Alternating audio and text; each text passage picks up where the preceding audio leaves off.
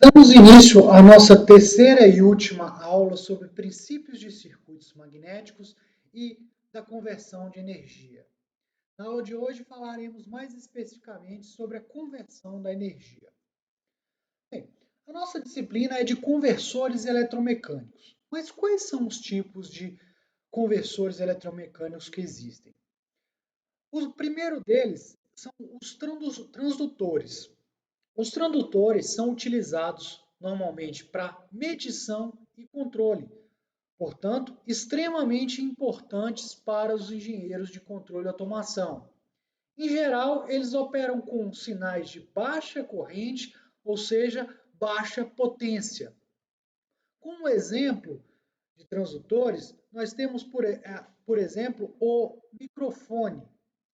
O microfone ele é basicamente uma membrana que está conectada a uma bobina móvel e as ondas sonoras chocando sobre essa membrana fazem com que a bobina se movimente nas proximidades de um ímã fixo, ou seja, há uma indução de corrente nessa bobina que é captada na forma de um sinal elétrico, ou seja, a conversão nesse transdutor, a gente tem a conversão da energia, né, das ondas sonoras em um sinal elétrico.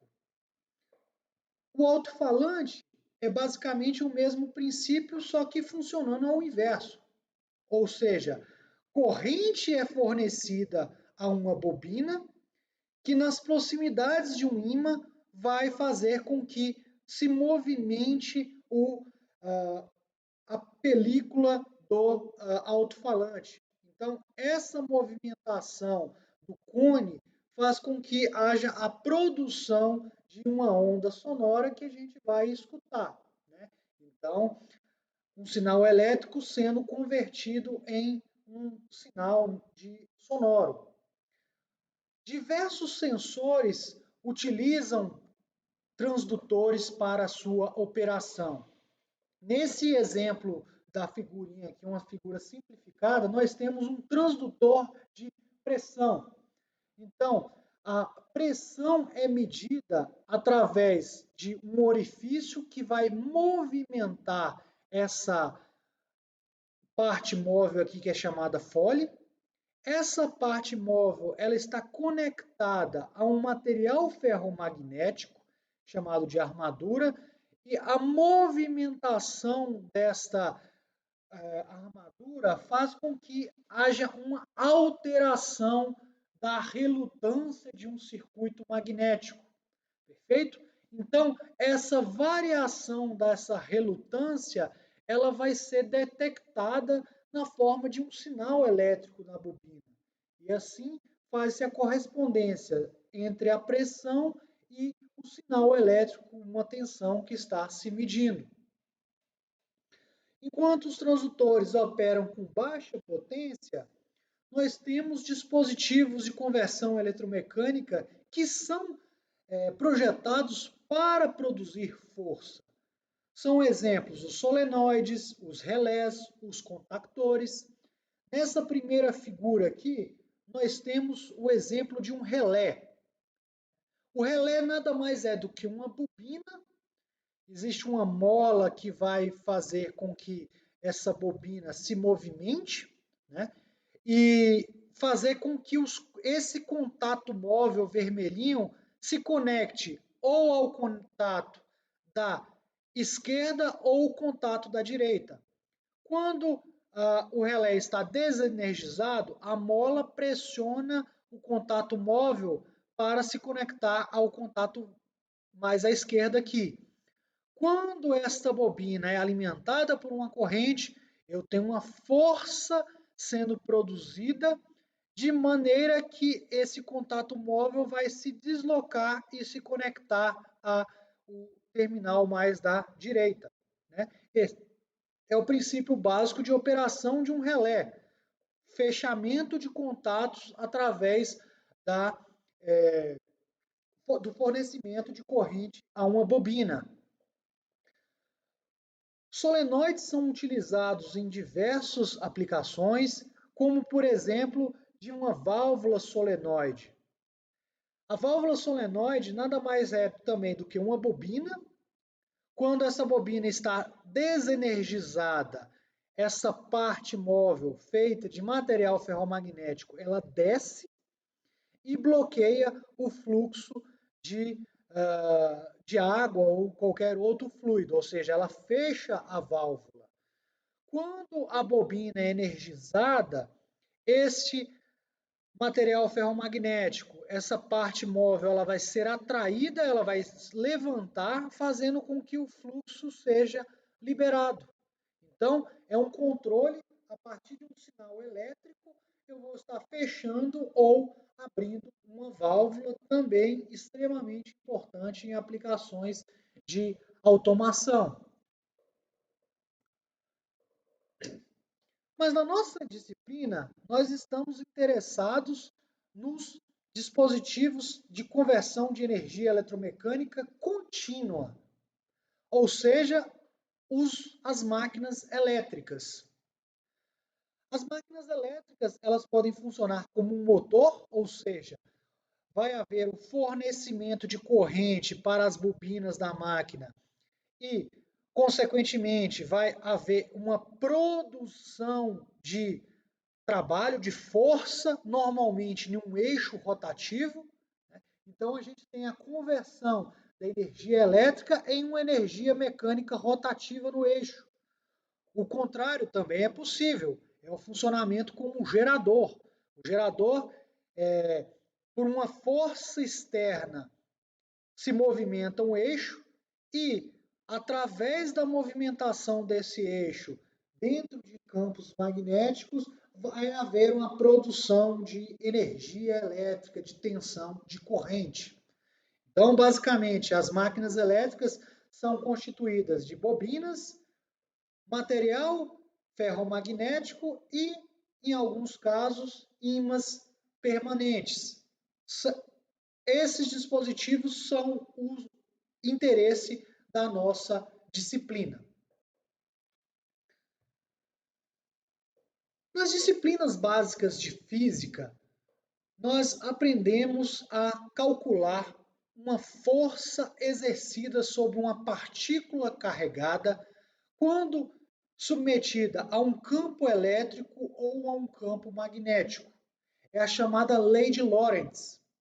A lei de Lorentz, ela nos diz que a força é igual ao produto escalar entre a carga da partícula e o campo elétrico em que ela está imerso, mais o produto vetorial entre a velocidade desta partícula e o campo magnético, no caso, a densidade de campo magnético.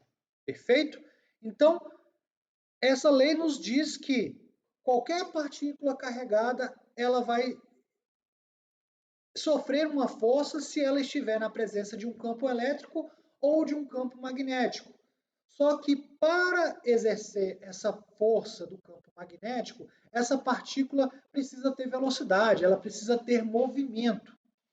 Consequentemente, né, a gente pode calcular a força e definir a direção e sentido dessa força através da tão conhecida regra da mão direita. De maneira que, se a gente apontar o polegar na velocidade da partícula, o indicador na direção do campo magnético, a palma da mão indicaria a direção da força. Isso quando a gente quer calcular em uma partícula, em um elétron, por exemplo.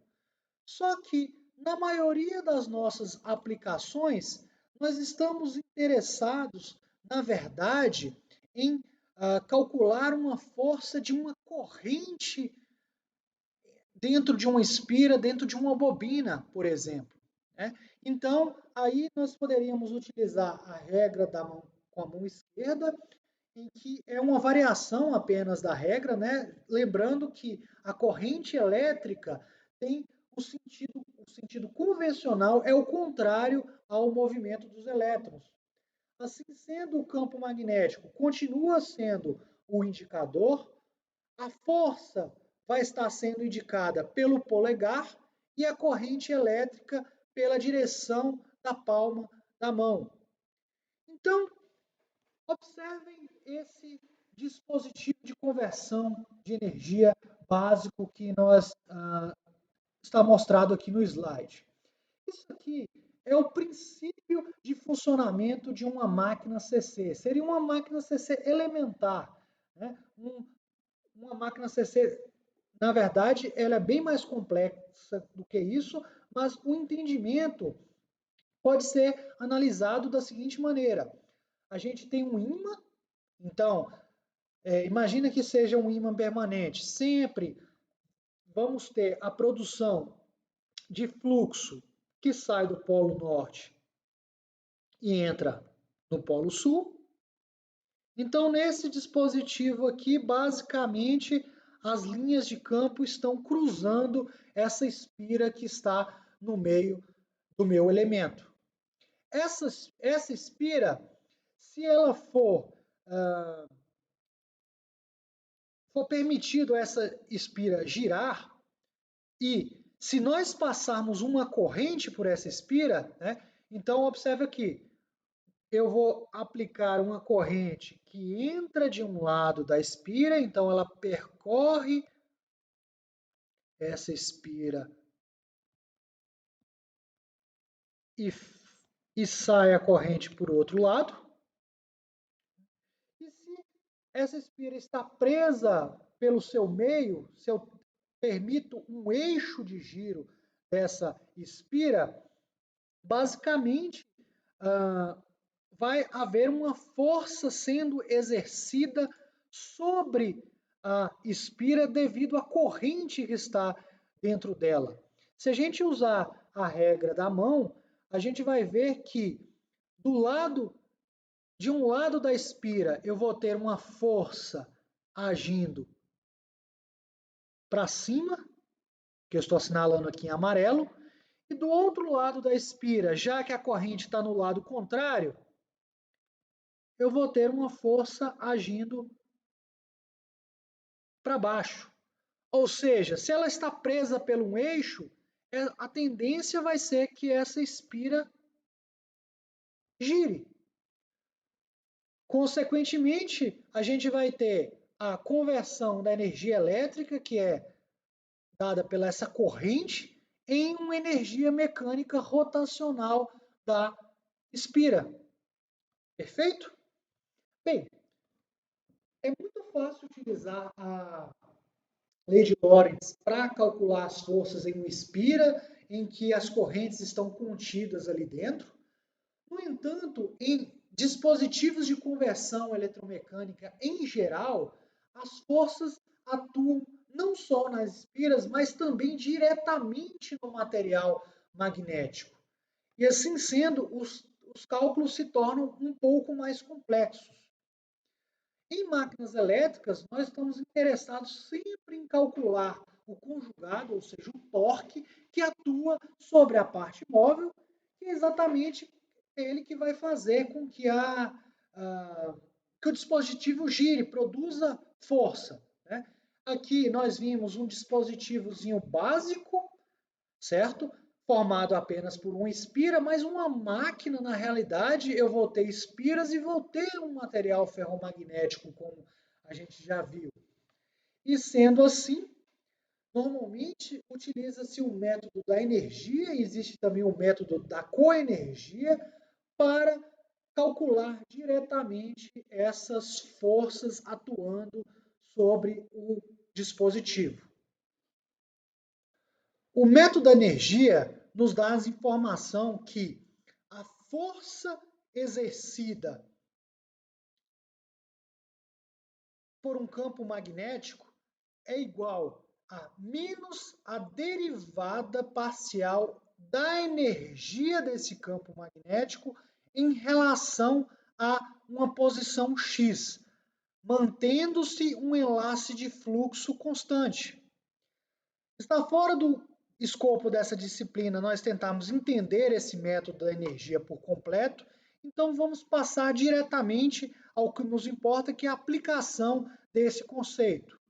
Se eu tenho um sistema magnético linear simples formado apenas por uma bobina, eu posso definir a energia no campo como sendo dependente do enlace de fluxo e de uma posição x. Por que uma posição x? Até então, os circuitos magnéticos que nós havíamos analisado eram circuitos magnéticos estáticos. Independente do que aconteça, a relutância é sempre mantida a mesma, por exemplo. No entanto, quando eu tenho dispositivos móveis, né, um rotor que varia, uma bobina, né, num dispositivo, como a gente viu aqui num transdutor, que eu vou ter um elemento móvel, basicamente o circuito magnético ele vai também mudar. Ou seja, a relutância vai mudar, o que vai mudar o fluxo, vai mudar o enlace de fluxo. Assim sendo, a energia armazenada no campo ela é dada por um meio do enlace de fluxo ao quadrado dividido pela indutância, e eu escrevi aqui a indutância em função da posição, exatamente por esse princípio. Caso eu tenha uma variação de relutância, variação qualquer que seja do circuito magnético, a indutância vai variar, certo? Assim sendo, para o circuito magnético linear, o enlace de fluxo, a gente lembra que é a indutância multiplicada pela corrente. Assim sendo, se eu faço a substituição aqui nessa equação e tomo a derivada da energia do campo em relação à posição, eu vou ter a derivada de 1 meio de L de x ao quadrado vezes a corrente ao quadrado dividido por L de x ao quadrado. Isso em relação a dx, mantendo-se o enlace de fluxo constante. Perfeito? Então, eu vou cancelar. Na verdade, não tem quadrado aqui. Eu vou cancelar esse Lx com esse quadrado aqui. Se eu estou mantendo um enlace de fluxo constante, né, significa que nessa análise aqui a corrente seria constante. Então, ela vai sair para fora da derivada. E assim sendo, o resultado dessa derivada aqui vai ser 1 meio de I ao quadrado dl de x dx. Essa equação resultante aqui, que diz que a força exercida pelo campo magnético é proporcional ao quadrado da corrente e depende da indutância, da derivada da indutância do circuito magnético. Se eu não tenho variação de indutância, esse termo aqui é zero, significaria que eu não teria força no campo. Eu só vou ter força no campo se eu tiver uma corrente e se eu tiver uma variação da indutância. Mas em máquinas elétricas, a gente está interessado na força atuando em um raio, ou seja, o conjugado ou torque, que é obtido de maneira similar. O torque é I ao quadrado dividido por 2, vezes a derivada da indutância. Só que agora, ao invés da gente considerar uma posição linear x, a gente considera uma posição angular θ, indicando uma variação angular, um movimento angular do dispositivo. Para a gente conseguir entender melhor a aplicação dessa equação e os princípios, vamos partir para um pequeno exemplo, resolver um pequeno exemplo. A indutância da bobina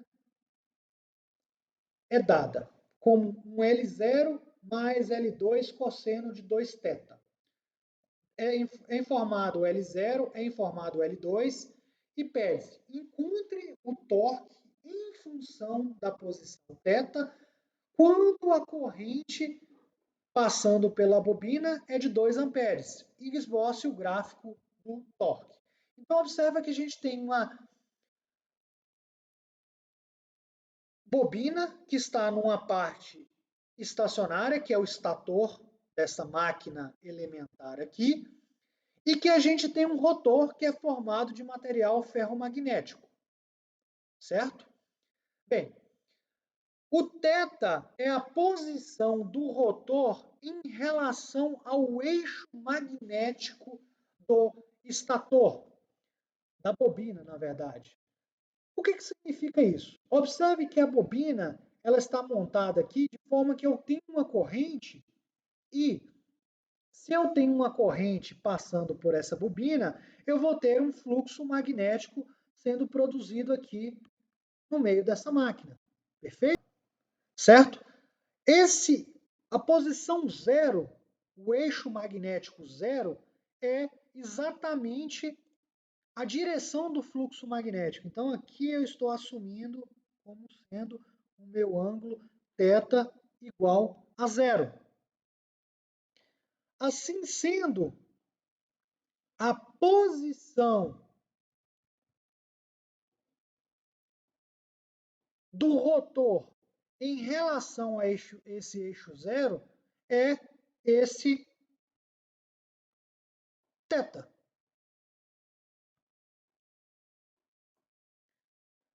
Bem, observe que este rotor ele não é redondo, ele tem um formato meio ovalado. Vamos limpar aqui para ficar claro. Observe que nesse eixo aqui, que é o eixo do rotor, que eu estou chamando, que ele vai estar girando, né? Eu tenho o eixo do estator, quando o eixo do rotor coincide com o eixo do estator, o θ é zero, e em qualquer outra posição eu vou ter um θ variando aqui.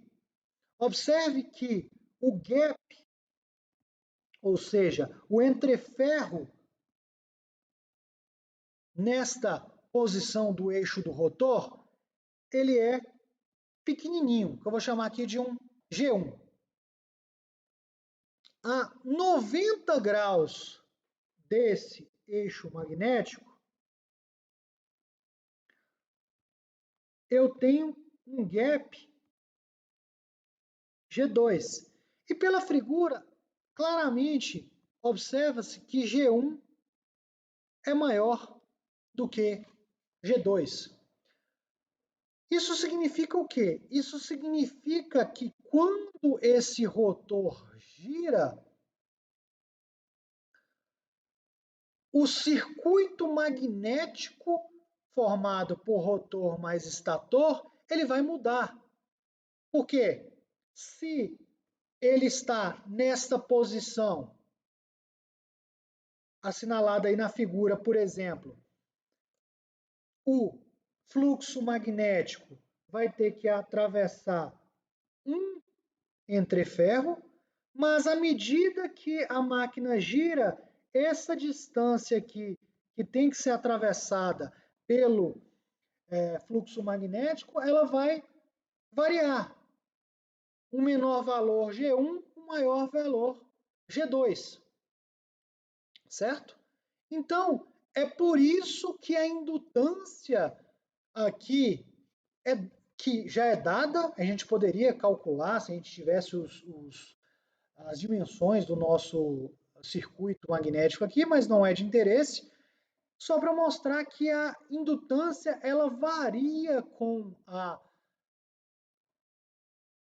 posição, porque a minha relutância do meu circuito magnético ela vai estar variando. Então vamos entender melhor o que acontece.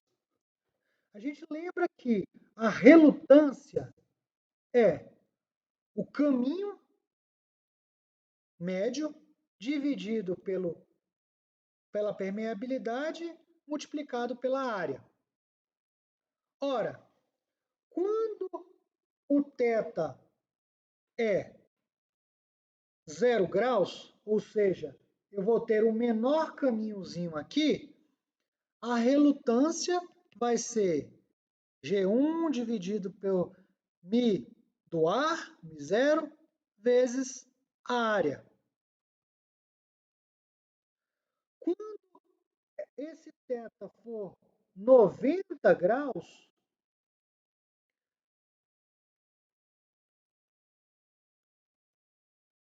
a relutância vai ser o G2 μ0 vezes a área. Ah, professor, e a relutância do material ferromagnético? A gente já viu que, normalmente, a relutância do material é bem maior do que o ar, então o que importa mais é realmente a variação da relutância do entreferro, né? O gap aqui é que realmente vai definir essa variação de relutância. Ora, se o G2, né, o gap 2 a 90 graus é maior do que o gap 1, consequentemente, a relutância 2 vai ser maior do que a relutância 1 para as duas posições. Mas a indutância, a gente lembra que pode ser calculado como número de espiras ao quadrado dividido pela relutância total.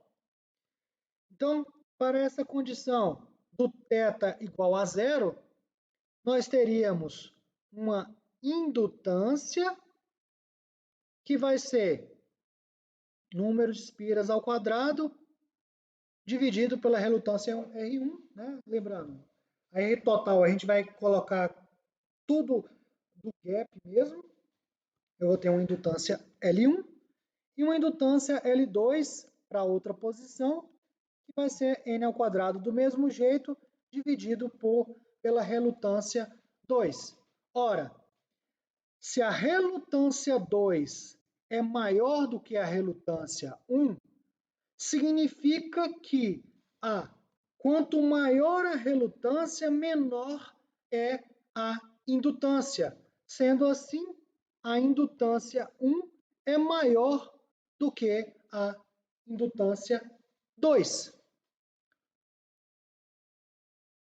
Resumindo, na posição 0, a indutância é maior do que a indutância na posição de 90 graus. Por quê? Porque a relutância aqui vai ser maior. Perfeito? Assim sendo, se a gente observar aqui a equação que foi dada, L0 mais L2 cosseno de 2θ. Isso é claramente visto, certo? Se eu tenho uma posição, se eu tenho θ igual a 0, cosseno de 0 é 1. Então, nessa posição igual a 0, ou seja, o L1, vai ser o meu L máximo, que vai ser igual a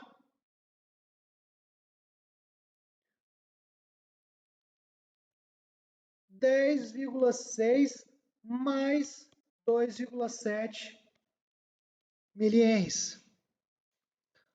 Quando o θ for igual a 45 graus, a 90 graus, né, que é o que a gente tinha feito aqui, eu vou ter cosseno de 180. Ora, cosseno de 180 é menos 1. Portanto, é a minha indutância mínima, confirmando o que a gente tinha visto antes. 10,6 vezes menos 2,7.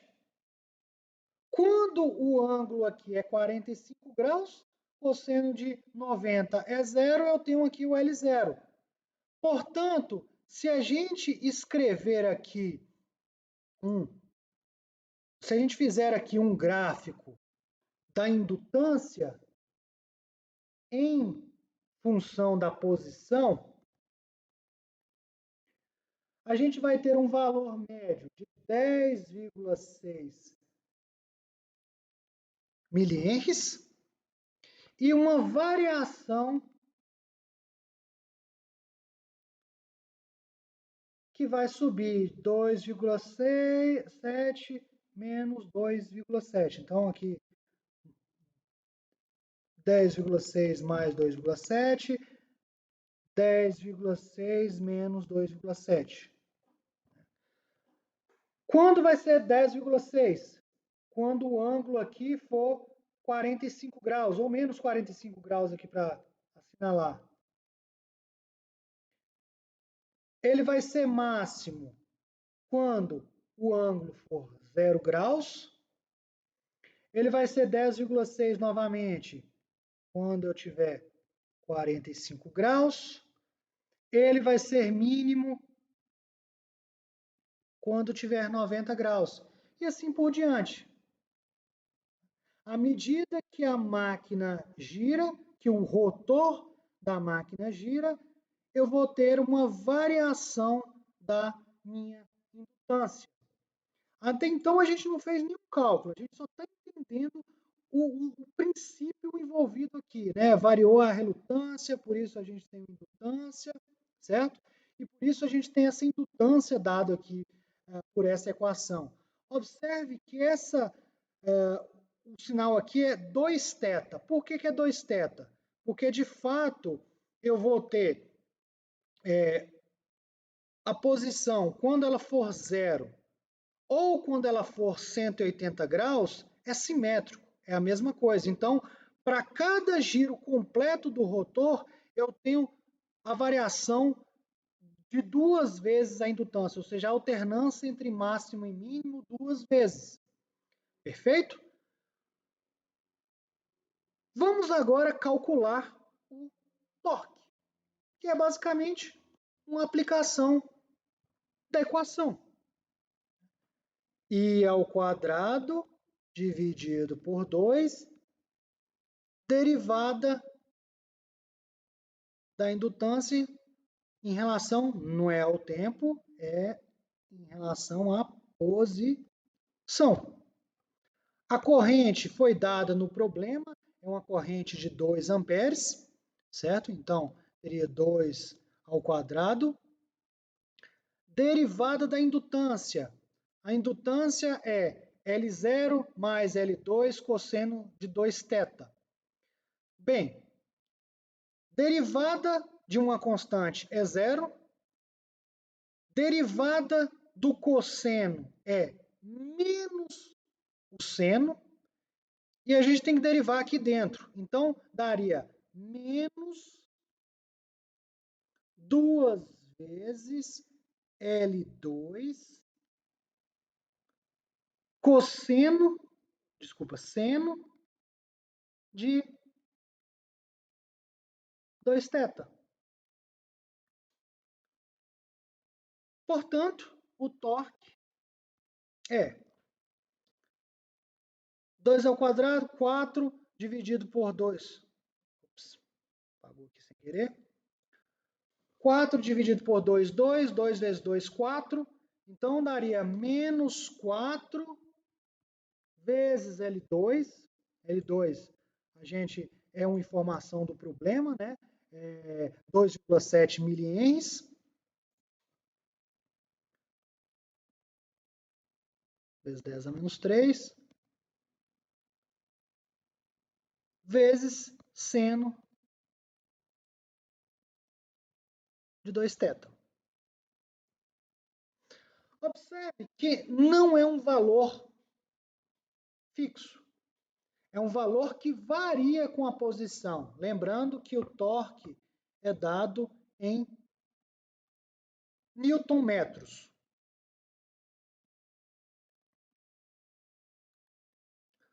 Perfeito? Mas aqui a gente não tem um valor fixo, porque ele vai depender do θ. Observe, vamos utilizar esse mesmo gráfico aqui para a gente agora plotar a informação do θ. Quando o θ é menos 45 graus, 2 vezes 45, 90. Seno de menos 90 é menos 1. Então, menos 1 com o menos aqui na frente. Então, vai ficar 4 vezes 2, menos 10 a menos 3, certo? Não vou fazer direto esse cálculo aqui, não. Vamos colocar aqui só um valorzinho aqui, K, certo? K seno de θ. Então, a gente teria aqui, em menos 45, a gente teria K, que seria o torque máximo. Quando θ for igual a zero, seno de zero é zero, então o torque vai ser nulo. Então, eu tenho aqui um valor máximo até zero. Quando o ângulo for 45 graus, seno de 90, e agora a gente vai ter menos K, né, o menos 4 aqui. Então, varia aqui, varia lá para o menos 4. Em 90, volta para zero. E assim por diante. Observem que, basicamente, quando a variação do torque ele é dependente da indutância. Quando a posição está em 90 graus ou em 0 graus, eu tenho torque nulo. Voltando à nossa figurinha, significa o seguinte, significa que quando o rotor ele estiver alinhado com o meu eixo magnético aqui, a máquina vai estar parada. Nada vai acontecer. Ou quando o torque estiver, ou quando o rotor estiver a 90 graus aqui, ele vai estar parado. Em qualquer outra posição, eu vou ter um torque sendo exercido. Por exemplo, quando a posição for menos 45 ou 45 graus, certo? Aqui na figura, exatamente, já está assinalado uma posição aí próximo de 45 graus. Observe que age um torque para puxar o rotor de volta para o 0 graus. A mesma coisa se eu tiver menos 45 graus. E aqui o sinal positivo ou negativo, né, mais K ou menos K, vem simplesmente da direção, do sentido horário ou sentido anti-horário. Se ele está em mais ou menos 45 graus, sempre o torque vai puxar a máquina para a posição de estabilidade de 0 graus, certo? Então, 0 graus é a posição de maior indutância. O que acontece é sempre o sistema procura o ponto de maior indutância. Mas por que o ponto de maior indutância? Que é exatamente o ponto de menor energia. Então, assim como uma bolinha que a gente coloca, se a gente solta no ar, ela vai tender para o ponto de menor energia gravitacional, aqui no sistema magnético é a mesma coisa. O sistema sempre vai procurar o ponto de menor energia, que no caso é o ponto de máxima indutância. Ora, mas o ponto de 90 graus aqui também é um ponto de zero torque. No entanto, se a gente deixar a máquina aqui em 90 graus, observe que é um ponto de equilíbrio instável. qualquer variaçãozinha no ângulo, eu vou jogar para um torque que vai ter um torque que vai tentar jogar a máquina de volta para o 0 graus, seja que ela esteja aqui em 90 ou seja que ela esteja aqui em 180. Né? Então, o 0 graus, na verdade, o ponto de menor energia, de maior indutância, é o ponto estável desse circuito aqui, desse circuito magnético. Né? Observe que aqui não há uma conversão contínua de energia. O que acontece é que, dependendo da posição do rotor, eu vou ter ou não vou ter torque. É um circuito, né, um exemplo para a gente entender os aspectos do circuito da conversão de energia. É notável perceber que a gente só tem uma bobina no estator. A gente não tem bobina no rotor. No rotor, a gente só tem o material ferromagnético. E mesmo assim, eu tenho um torque dependendo da posição. Esse torque acontece por causa da diferença na posição, a diferença do circuito magnético, ou seja, a diferença da relutância com a posição do rotor. É o que a gente chama de torque de relutância. Em outros casos, a gente vai ter também a interação entre bobinas, como a gente vai ver a seguir. Se duas ou mais bobinas estão interagindo, significa que eu vou ter um sistema multi-excitado. E assim sendo, a formulação é um pouco diferente. Na verdade, ela vai ser mais completa. Agora, a força ou o torque exercido pelo campo magnético é a derivada da energia do campo, só que agora, em vez de considerar um enlace de fluxo apenas, a gente tem um enlace de fluxo para cada bobina do circuito magnético, certo? E, mais uma vez, a derivada em relação à posição. No caso em que a gente tem duas bobinas, como a gente já viu nas aulas passadas, a gente tem que o enlace de fluxo ele é dado de uma bobina 1, por exemplo, ele é dado pela indutância própria da bobina 1 multiplicado pela corrente da bobina 1, mais a indutância mútua bobina 1, bobina 2, multiplicado pela corrente da bobina 2. Então, se a gente fizer o desenvolvimento da equação, a gente chega no torque como sendo a corrente da bobina 1 ao quadrado vezes a derivada da indutância própria da bobina 1, mais a corrente da bobina 2 ao quadrado vezes a derivada da indutância própria da bobina 2, mais o produto cruzado bobina 1, bobina 2, derivada da indutância mútua. Aqui uma diversidade de coisas pode acontecer. Aqui as indutâncias próprias podem ser constantes, indutância mútua variável, todas podem ser variáveis, mas basicamente é necessário sempre que haja uma variação da indutância, variando-se a energia do campo, e necessário ter uma corrente sendo percorrida. Esse caso aqui é um caso simples, com duas bobinas, mas a gente pode expandir para o número de bobinas que seja necessário. Mais uma vez, para a aplicação dos conceitos, vamos recorrer a um pequeno exemplo.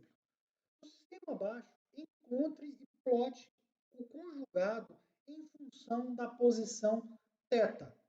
Quando eu tenho uma corrente numa bobina 1 de 0,8 amperes e na bobina 2 de 0,1 ampere. Bem, vamos entender um pouco melhor esse problema aqui. Eu tenho uma bobina localizada em uma parte estacionária, né, o estator aqui dessa máquina fictícia, em que eu vou ter uma alimentação com uma corrente de 0,8 amperes. Então, é um circuito magnético em que o fluxo vai percorrer aqui e vai atravessar esse entreferro aqui. Nesse entreferro, a gente tem o posicionamento do rotor. O rotor ele é feito de um material ferromagnético também, só que, diferentemente do exemplo anterior, eu tenho uma bobina alimentada também nesse rotor. Essa bobina carrega uma corrente de 0,01 ampere. E o rotor é permitido a girar. Mais uma vez, a posição zero é a posição definida pelo eixo magnético do estator, ou seja, a partir de onde o fluxo está atravessando, eu vou definir o meu ângulo θ, ok? E, assim sendo, eu tenho o fornecimento das informações de indutância em relação a esse circuito. Vamos tentar entender novamente o princípio das indutâncias? A indutância própria da bobina 1, lembre-se, quando a gente fala de indutância própria, a gente esquece tudo que está de resto de bobinas no circuito. É como se a gente tivesse só a bobina 1 e no rotor aqui não tivesse outra bobina. Eu tenho um valor constante de 3 mais o cosseno de 2θ. Por que um cosseno de 2θ? Quando θ for igual a zero, o cosseno é 1. Ou seja, eu vou ter aqui a 3 mais 1, a máxima indutância. Ou seja, quando esse rotor ele estiver alinhado com o rotor, com o estator, eu vou ter o menor gap possível. E nessa condição do menor gap possível, eu vou ter a indutância maior possível. Mas, na condição em que o rotor esteja a 90 graus, eu vou ter 2 vezes 90, 180, cosseno de 180 menos 1, eu vou ter a menor indutância. Por que a menor indutância? Porque eu vou ter o maior gap possível. Análise muito similar ao que a gente tinha feito anteriormente. Para a bobina 2, o raciocínio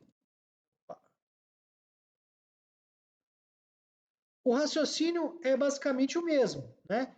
É como se eu não tivesse a bobina 1, eu só vou ter a bobina 2 aqui, certo?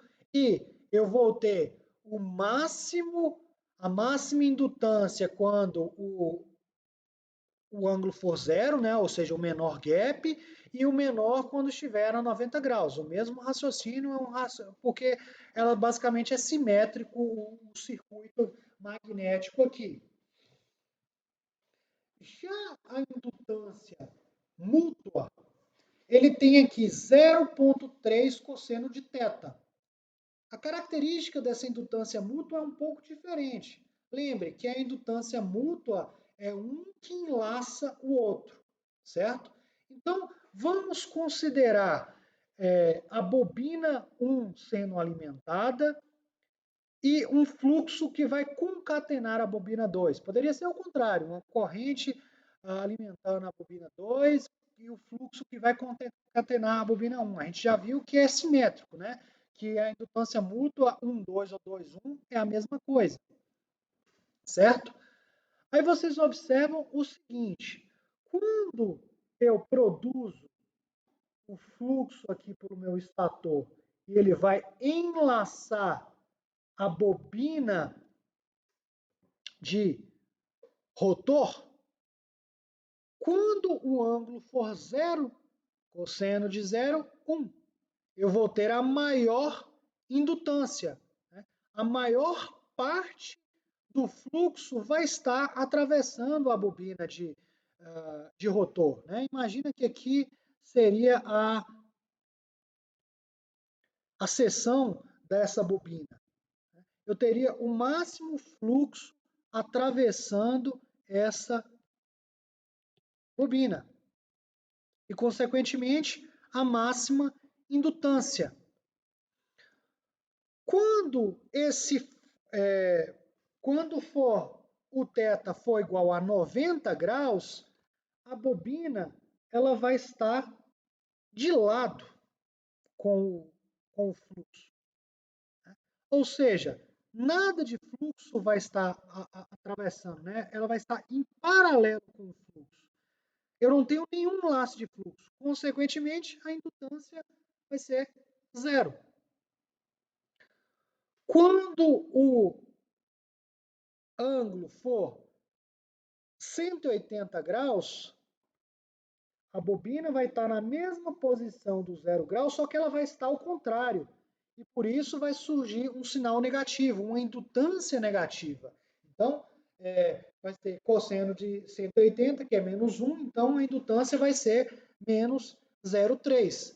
Observe que a indutância aqui ela vai variar de mais 0,3 a menos 0,3. É a indutância mútua. Perfeito? Ou seja, pode existir valores de indutância negativo. O que significa o valor de indutância negativo? Significa apenas que o fluxo está sendo contrário ao estabelecimento do fluxo daquela bobina 2. Então, quando eu estou na posição de 0 grau, ele está a favor, quando ele está a 180 graus, ele está contrário. E por isso aparece uma indutância negativa. Então, para cada posição diferente do rotor, a gente vai ter uma configuração diferente de indutância, de relutância e, consequentemente, de energia.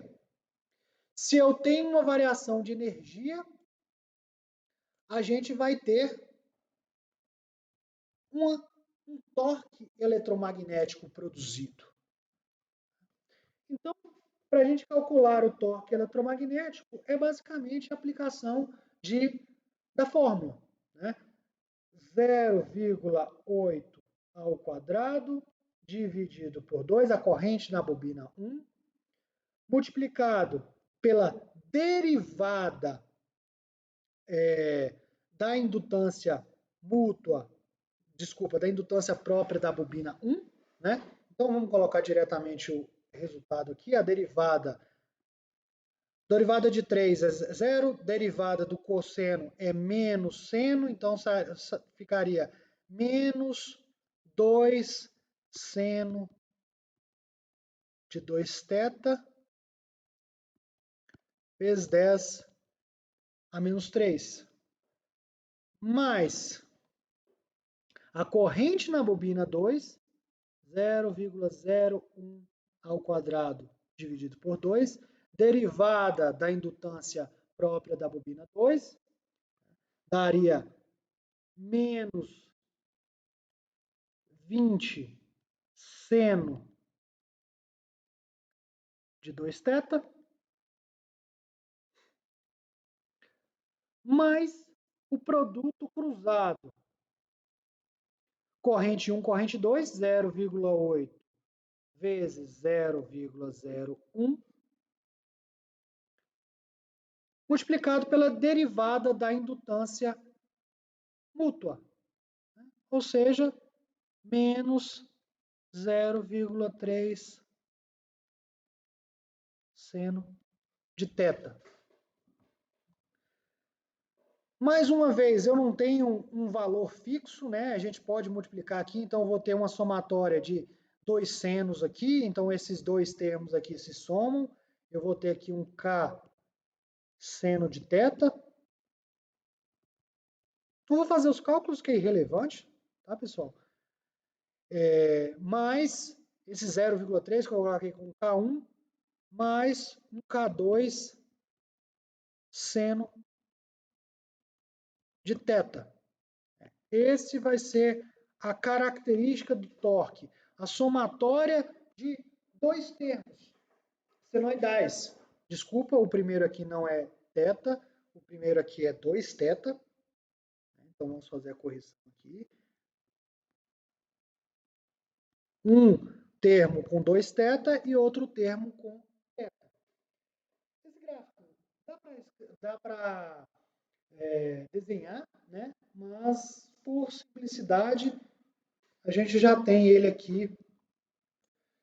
Então observem que nós temos dois torques.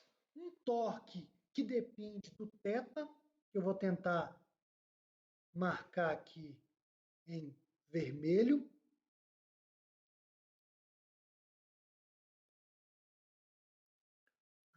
Então, ele depende do θ. E eu vou ter um outro torque que vai depender dos dois θs, que eu vou assinalar aqui em azul. Então, ele vai ter uma variação aqui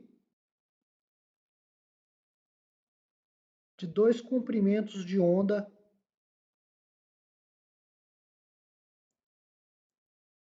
para 360, né? De menos 2π a 2π. Então, esse aqui seria o 2θ. Observe que esse termo θ que a gente havia calculado, ele é um termo que veio da indutância, da derivada da indutância mútua. Consequentemente, a gente chama que é o torque proveniente da iteração mútua entre as bobinas, certo?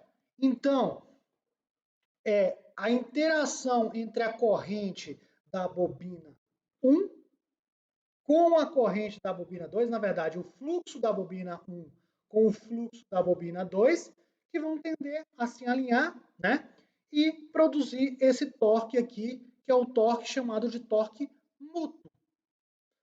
Já o torque que está dependendo de 2θ, ele veio das indutâncias próprias da bobina 1 e da bobina 2. Esses termos aqui, eles basicamente só aparecem porque há uma variação da relutância no meu circuito, né? Observe que a indutância mútua, a posição dela vai dizer a questão de que se o fluxo de um com o outro vai estar somando, se vai estar subtraindo, mas o 2θ aqui está relacionado ao caminho do gap, se ele vai ser maior ou menor de acordo com a posição do rotor. E esse é o mesmo torque, o mesmo tipo de torque que a gente havia visto no exemplo anterior, que é o torque de relutância. O objetivo, na verdade, esse torque vem da ação individual das correntes sobre o material ferromagnético e tende sempre a maximizar a indutância própria. O torque de relutância tende a maximizar a indutância porque significa minimizar a energia. Quanto maior a indutância, menor é a energia. Enquanto o torque mútuo, ele tende a alinhar os campos, né? Como se fosse dois ímãs se atraindo, ok? Em máquinas elétricas, a gente tem uns dispositivos bem mais complexos, onde eu tenho uma série de bobinas, eu tenho bobinas no estator, eu tenho bobinas no rotor, eu posso ou não ter uma variação de relutância, em alguns casos eu posso ter os ímãs permanentes, e sempre o método da energia pode ser usado para fazer esses cálculos. Mas absolutamente na nossa disciplina não é de nosso interesse fazer esses cálculos complicados. Eu quero que o objetivo nosso é apenas que vocês entendam como é produzido o torque e quais são os elementos que podem fazer com que isso aconteça, né? Ah, os torques principais para a gente são os torques de relutância e o torque de alinhamento de campos, né? Esse segundo aqui vai ser o preponderante para as nossas análises. E sendo assim, para concluir, expandir o entendimento, o estudo teórico das seções 3.1 a 3.6 do nosso livro-texto, certo? É necessário apenas um entendimento do princípio básico da conversão de energia. Lá no livro tem a dedução das equações, tem umas coisas bem complexas. A gente não vai se aprofundar tanto. O que vocês precisam entender é apenas o princípio, como é que a força é produzida e o que é que produz a força. E para reforçar, 2 exercíciozinhos como de praxe, para vocês fazerem o cálculo dos torques das forças atuando em circuitos elétricos. Até a próxima.